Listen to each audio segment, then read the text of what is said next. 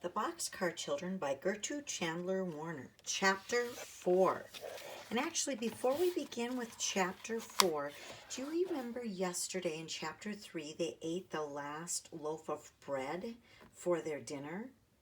I want you to imagine what it would be like to only have bread for dinner. No milk, no butter on the bread, no meat or cheese or veggies or fruit, no, nothing else. Just bread for dinner. I bet they're hungry, right? Chapter 4. Henry has two surprises. Jessie whispered, "Keep still." The three children did not say a word. They sat quietly in the boxcar, looking at the bushes. "I wonder if it's a bear," thought Benny. Soon something came out, but it wasn't a bear. It was a dog, which hopped along on three legs, crying softly and holding up a front paw. "It's all right," said Jessie. "It's only a dog, but I think he is hurt." The dog looked up and saw the children, and then he wagged his tail. "Poor dog," said Jessie. "Are you lost? Come over here and let me look at your paw."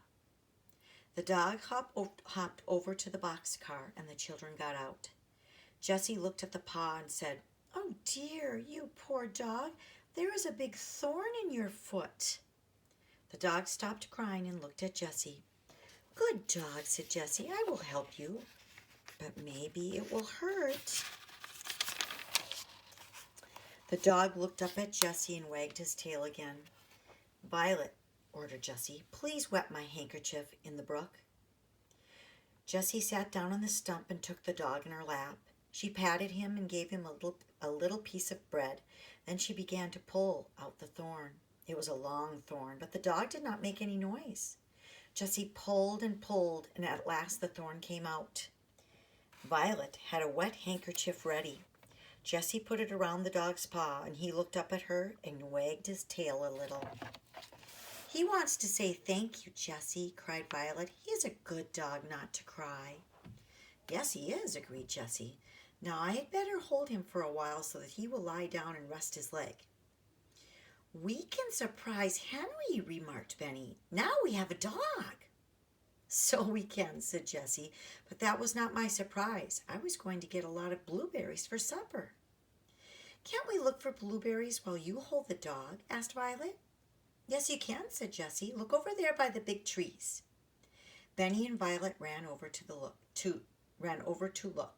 "Oh, Jessie," cried Benny, "did you ever see so many blueberries? I guess 5 blueberries. No, I guess 10 blueberries."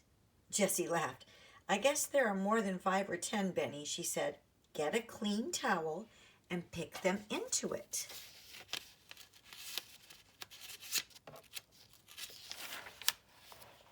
For a while, Jessie watched Benny and Violet picking blueberries. "Most of Benny's blueberries are going into his mouth," she thought with a laugh. "But maybe that's just as well. He won't get so hungry waiting for Henry to come back with the milk." She carried the dog over to the children and sat down beside them with the dog on her lap. With her help, the towel was soon full of blueberries. "I wish we had some dishes," Jessie said. "Then we could have blueberries and milk." "Never mind," said Violet. "When Henry comes, we can eat some blueberries and then take a drink of milk." When Henry came, he had some heavy bundles. He had 4 bottles of milk in a bag, a loaf of brown bread, and also some fine yellow cheese. He looked at the dog. "Where did you get that fine dog?" he cried. "He came to us," said Benny. "He is a surprise for you." Henry went over to the dog, who wagged his tail. Henry patted him and said, "He ought to be a good watchdog. Why is the handkerchief on his foot?" "He had a big thorn in his foot," answered Violet, "and Jessie took it out and put on the handkerchief. It hurt him, but he did not cry or growl." "His name is Watch," remarked Benny. "Oh, is it?" asked Jessie, laughing. "Watch is a good name for a watchdog." "Did you bring some milk?" asked Benny, looking hungrily at the bottles. "I should say I did," replied Henry. 4 bottles. "Poor old Benny," said Jessie. "We'll have dinner now, or Is it supper? It must be supper, said Henry, for soon we'll have to go to bed. Tomorrow we'll eat 3 times, said Jessie. Now Jessie liked to have things in order, and so she put the laundry bag on some pine needles for a tablecloth. Then she cut the loaf of brown bread into 5 big pieces. The cheese was cut into 4. Dogs don't like cheese, remarked Benny. The poor little boy was glad too, for he was very hungry. Violet put the 4 bottles of milk on the table, and Jessie put some blueberries and cheese at each place. Blueberries, cried Henry. Jessie, you had 2 surprises for me. I'm sorry we haven't any cups, Jessie said. We'll have to drink out of the bottles. Now, all come and sit down. So supper began. Look, Benny, said Henry, you take some blueberries, then eat some brown bread, then some cheese, then take a drink of milk. It's good, said Benny. He began to put more blueberries into his mouth. The dog had supper too. Jessie gave him bread as he lay on the ground beside her, and he drank milk out of her hand. When supper was over, there was some milk left in each bottle. We'll have the rest of the milk for breakfast, said Jessie. Tonight we're going to sleep on beds. Let's get some pine needles now. Soon the children had a big pile.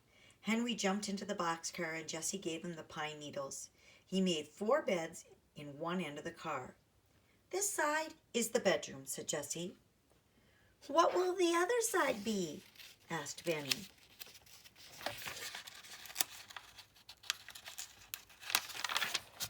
The other side? Asked Jessie.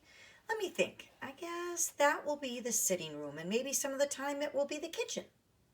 Then she said, Come now, come and get washed. She took the cake of soap and went down to the brook. That will be fun, Benny, said Violet. We'll splash our paws in the brook just like little brown bear does. She knew that Benny did not like to be washed.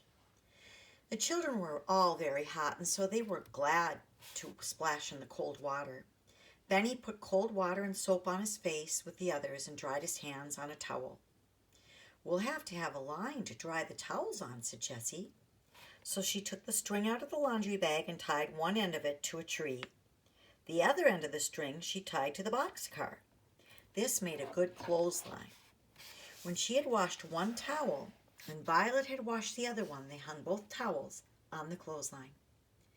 It looks like home, said Henry. See the washing? He laughed. Jessie was thinking. We ought to get some water to drink before we go to bed, she said. But what shall we put it in? Let's put all the milk into 2 bottles, said Henry. Then we can fill the other 2 with water. Good, said Jessie. You go alone to the fountain, Henry. You can hide if anyone comes along. Henry went out very quietly and soon came back with 2 bottles full of cold water. Benny drank a little, but he was almost asleep. The other children helped him into the boxcar. Then they all climbed in, Jessie carrying the dog. He lay down at once beside her. It is so hot that we'll leave the door open, said Henry. Soon they were fast asleep, dog and all. The moon came up, but they did not see it. This was the first time in 4 days that they could go to sleep at night, as children should. And that's the end of chapter 4.